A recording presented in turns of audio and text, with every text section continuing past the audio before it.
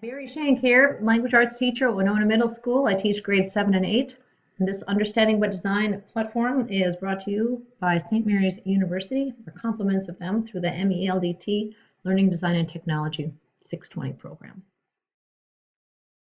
The title of my UBD is Finding the Character in You, and that's based on helping students create a character following a plot outline and a character that's interesting enough that a theme can be presented throughout their story and that they can share it with others, and also to learn the importance of developing character and speaking clearly.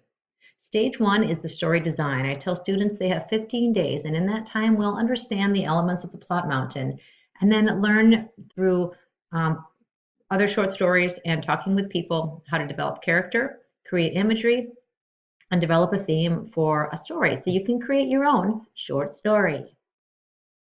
That will include essential questions that ask students what is character and how do you develop one through a character analysis. Can you work together on a team? Do you understand that the plot outline, even though it's displayed like this, can sometimes look like this and be very difficult to follow? So can you take that, create a character, have a theme, and use imagery while you're speaking? Stage 2 is no longer pass the assessment, please, but it's more about demonstrating and explaining a creation and showing what you know. It's about working by yourself, with a partner, and in this case, in a larger group, to develop character and understand the plot outline and theme. Assessment will mean students will learn and grow. They will show what they know, and that will take time mostly to poke holes in some of our ideas and see how we can expand on those.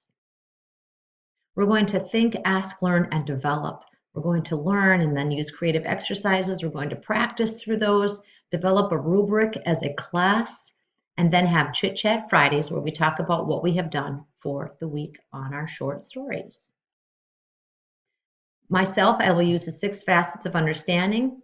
I think I do these fairly well already, but there's always room for improvement to learn how to explain to students what I need, to help them apply what they've learned, to help them interpret, and for me to interpret their questions as well, to have empathy for others and to portray that empathy through conversations, to gain perspective, and then be able to demonstrate that in self-knowledge, to be that person that links ideas together and links culture and people together. Stage 3 is, what you talking about, Willis? Where the where-to elements in instructional planning come in.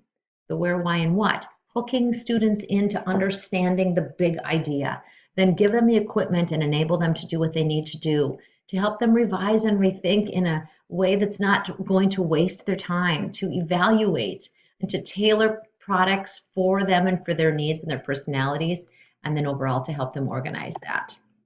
I am a proponent of skinny writing for concise prose, and I like the ideas of Nancy Atwell and Stephen King, where they talk about avoiding really bad adverbs or adverbs altogether, speaking in an active and a not passive voice. So we will learn how to do that by using writing prompts and looking at sentences that we've created so that the why is clear.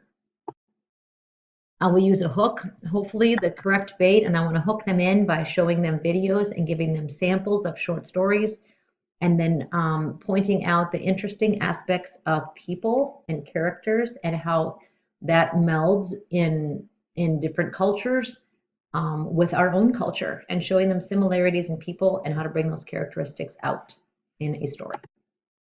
I also want to equip students with the vehicles that they need to get their big ideas down on paper, to explain to them that their big ideas can be made smaller through planning and organizing their ideas and through editing and working with others.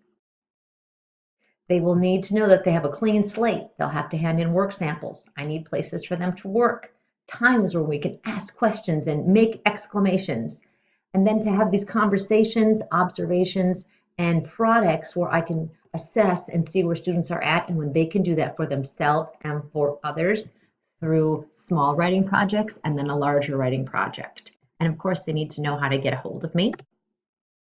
The rethinking stage, or, oh wait, can I change that? Which is, in my opinion, my favorite part, because it's where all of these crazy ideas can come together, and then you can talk with others and peer edit others' work, look at your own play it against a rubric that's been creative, and then decide if you have other perspectives or formulas in your head that you can add to your character and thus make your story more interesting.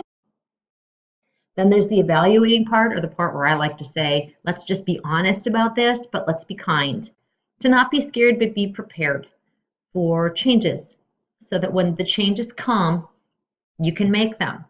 And this is how I will evaluate students, understanding their creativity, their literacy abilities, that they have imaginations, and that I want to allow them to explore some crazy ideas that they have, but yet help them organize them so that they make sense and have a theme.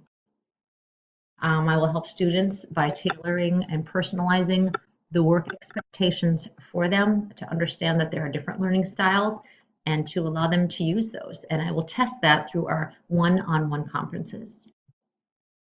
I also like to use the inverted pyramid, and in this particular planning design, students will take their big ideas in a large group and then develop them further with a partner, and then before they demonstrate them to the class, they will be developing something on their own and sharing a short story. They'll reflect, add ideas, and then demonstrate these experiences. And hopefully we do not run too fast or skip steps.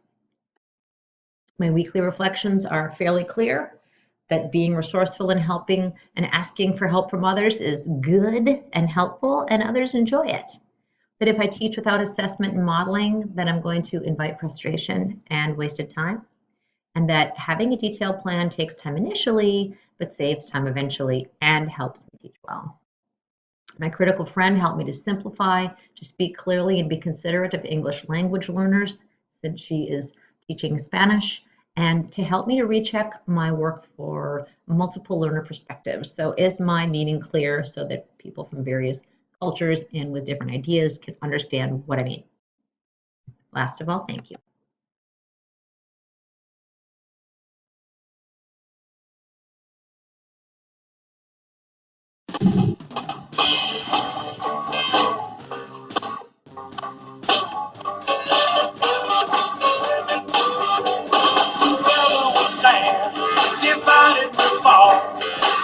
Come on now.